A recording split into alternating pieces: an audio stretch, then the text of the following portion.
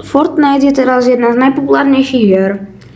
A asi sa možno, že niektorí z vás pýtajú, ako to všetko začalo. V dnešnom videu vám poviem, ako toto celé začalo a ako sme sa dostali do chapter 7 a všetko medzi. Tak si zoberte niečo dobrého na jedenie a my sa vrhneme na to.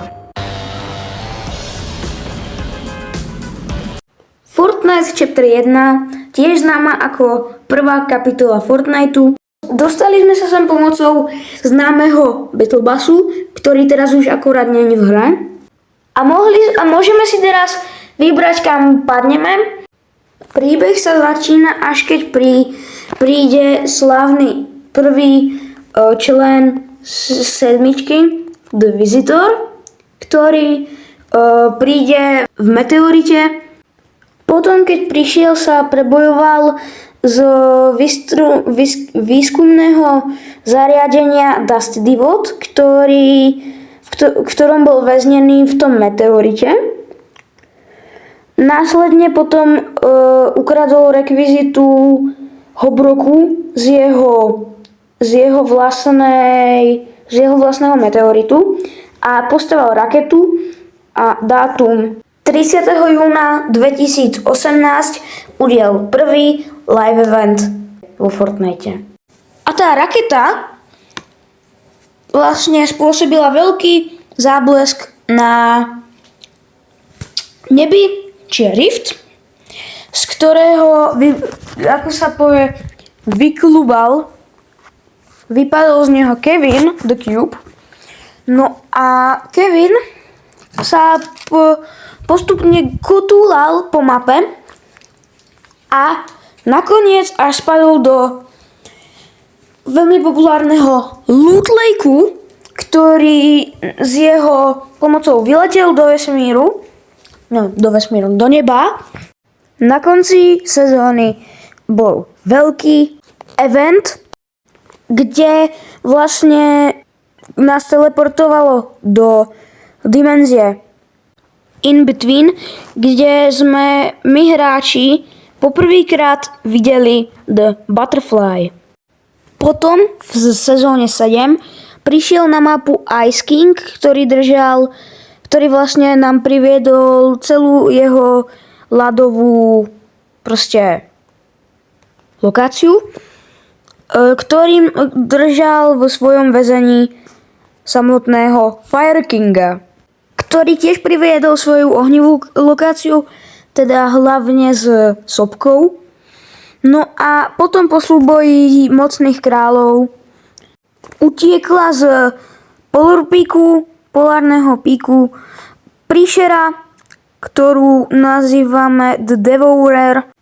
Potom po jej úteku tam museli postavať v základni vlastne mecha a ten mech vlastne chcel ochrániť ostrov pred príšerou z Polarpíku, nech nevyužije Zero Point, aby bol voľný. Prehrával mech. No a potom musel si on zobrať tú silu zo Zero Pointu a vyhral. No, čo sa týka The End eventu, vlastne The Visitor, návštevník, odpadol ďalšie rakety, ktoré sa zrazili so Zero Pointom, tak nejak to bolo. No a potom vlastne všetko a aj mapu a aj hráčov vtiahla samotná čierna diera. Fú, a to by bola kapitola 1.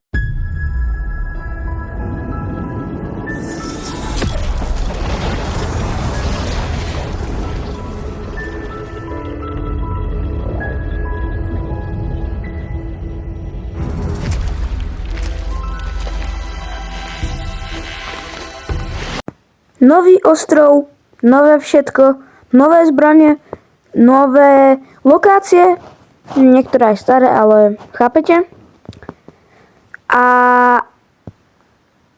celá sezóna bola úplne nová, pridali rybárenie, pridali všetko proste.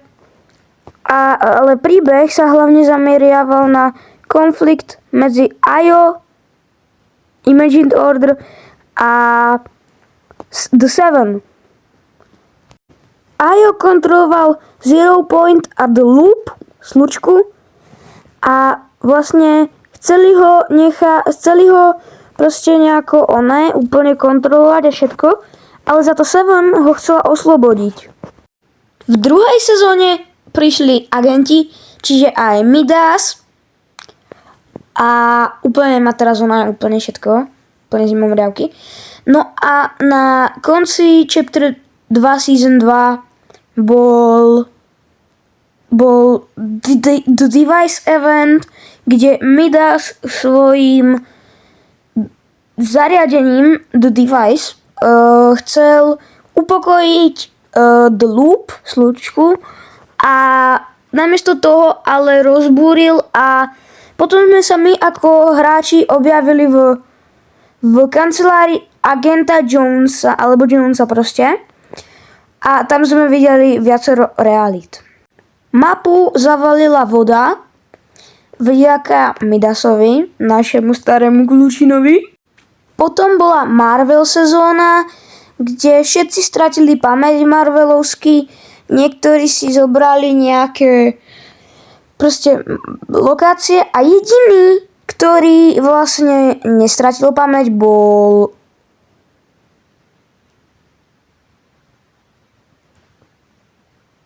Tony Stark, Iron Man, a založil tam vlastne Stark Industries, teraz zobral si so sebou Stark Industries. A na konci sezóny bol live event Galactus, ktorý chcel pohltiť Zero Point.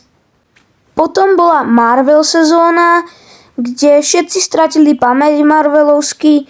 Niektorí si zobrali nejaké proste lokácie a jediný, ktorý vlastne nestratil pamäť, bol Tony Stark, Iron Man, a založil tam vlastne Stark Industries, teraz zobral si so sebou Stark Industries, a na konci sezóny bol live event Galactus, ktorý chcel pohltiť Zero Point. V sezóne 5 opúšťal agent Jonesy Imagined Order. Teraz pôjdeme už taký speedrun. V sezóne 6 sa vlastne Jonesy pripojí k The Seven. V 7. sezóne prídu mimozemšťania, Cube Queena, Last Reality. V sezóne 8, poslednej sezóne Chapter 2, vlastne sa bojujú The Seven proti Last Reality, proti Cube Queene. Fúha, toto bolo dosť rýchle, táto kapitola. The island you once knew has flipped. Prvá sezóna Chapter 3.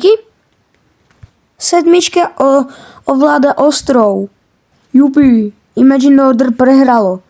No a nové postavy Spider-Man, Daily Bug, a XPčka nové, všetko nové, dobre, áno, zase nová kapitola, jupi, Spider-Man. V druhej sezóne sa IO vrátilo, čo viedlo vďaka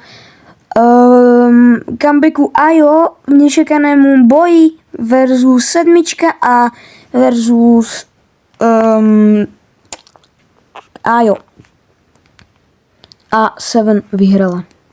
Tretia sezóna kapitoly 3 je letná a jediná vec, čo tam bola taká je, že Reality 3 rastol. Kapitola 3, posledná sezóna, Heraldka, ktorá pracuje pre Last Reality, a Chrome, ktorý poletel celú mapu, a Paradigm musela vytvoriť novú z zatiaľ všetkých map Fortniteových. V chapter 4 ako moc príbeh nebol. Bolo to skôr zamerané na spolupráce, takže preto som nedám ako celú kolónku. Ale jediné veci, ktoré boli tam, tak to je asi, že Geno v sezóne 1, mladý Geno, ktorý záhadná postava od The Foundation a Jonesyho, a tá druhá vec Kate Thorne, ktorý cestoval medzi časmi, zberateľ, nás privedol do OG. OG sezóna bol nostalgický návrat na chapter jednotku, mapu, a na konci bol Big Bang Event ďalší, ale tentokrát sa čierna diera toľku silne vstrebala a musela vytvoriť viacej ako modov, čiže Lego Fortnite, Rocket Racing, Festival a tak.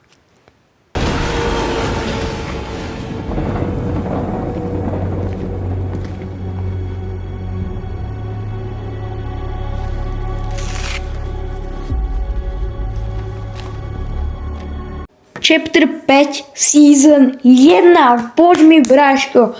Moja jedna z obľúbených sezón. No a pridali tam veľa vecí. Nová postava hlavná, čo je Hope, ktorá vedie undergroundu, a je tam nový vlak. Je tam proste vedie underground group. Potom tam je ešte The Society, ktorú riadi Valeria, ktorá vedie klub The Society, ktorí idú proti undergroundu, a Valerína sestra je Hope, tá modrovlasa. Ďalšia sezóna, grécka mytológia, Zeus, Hades, Kerberus, Ares a tak. No a oni prevzali vládu nad ostrovom a potom Hope musela urobiť, čo mala, a The Oracle, Oraculum, vlastne predpovedalo, že Hope, že smrteľník teda vezme vládu nad Diovou, Zeusovou vládou. Čiže áno, stalo sa tak. Na live evente Zeus, Zeus vypustil do sochy kúsok svojej moci a tá otvorila skrinku. Pandorínu skrinku, čo bola teda v chapter 5 season 1 na konci. To som vám zabudol povedať. Oni ju otvorili hráči a ona vypustila gréckych bohov.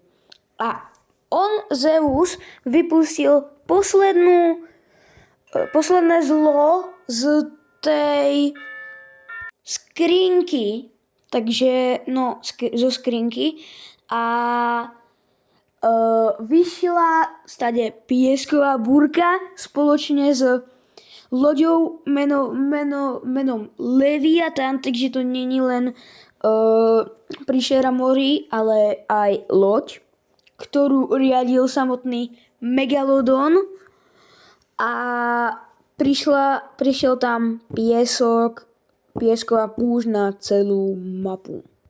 A počas tej sezóny sa potuloval na mape záhadný The Wanderer, ktorý sa ukázalo na live evente, že hackol tú loď a vybuchla a zistilo sa, že to je samotný Doktor Doom. Áno, Doktor Doom, Marvel sa vracia, baby. No a on si zobral svoje kráľovstvo spoločne s Emufro, s Mysteriom, Latveriu si zobral, a to bola chapter 5. Potom síce ešte bola Fortnitemares, ale to už chápete. Potom bola remix, ale to nemá čo ako s príbehom.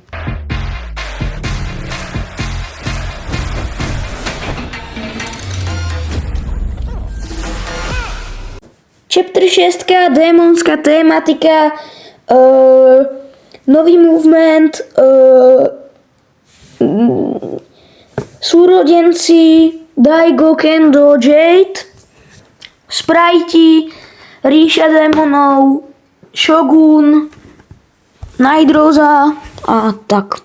Na live evente Daigo slušne rozplácal Shoguna a oslobodil Jade z jeho sestru z ríše démonov. V druhej sezóne sa nám vrátil náš zlatý hoch Midas, ktorý vlastne mal štvrťku mapy pre seba, to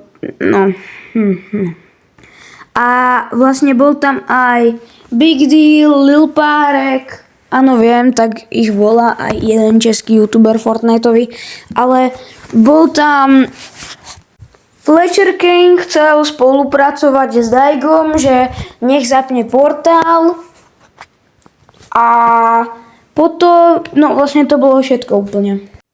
Potom bola Star Wars sezóna, Palpatine, lightsabery, ale to nebolo ako nič moc. Možno, že len to, že ich tam privolal ten portál.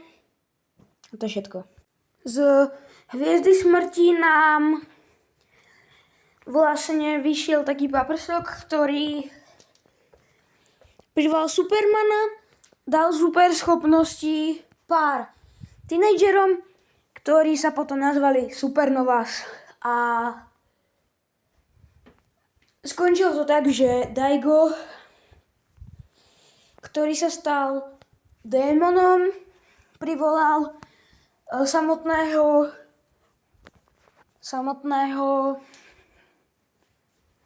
kráľa démonov, Onimorquinu, chápadlo,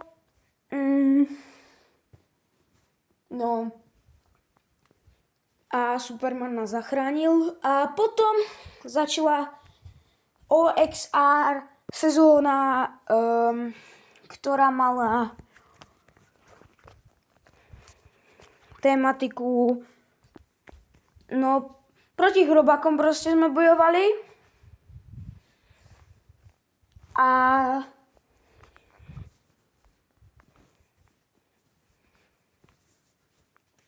potom zmizli a potom začali Fortnitemares. Na live evente sme vlastne, tam bol Bartov Simpsonov dom na strome a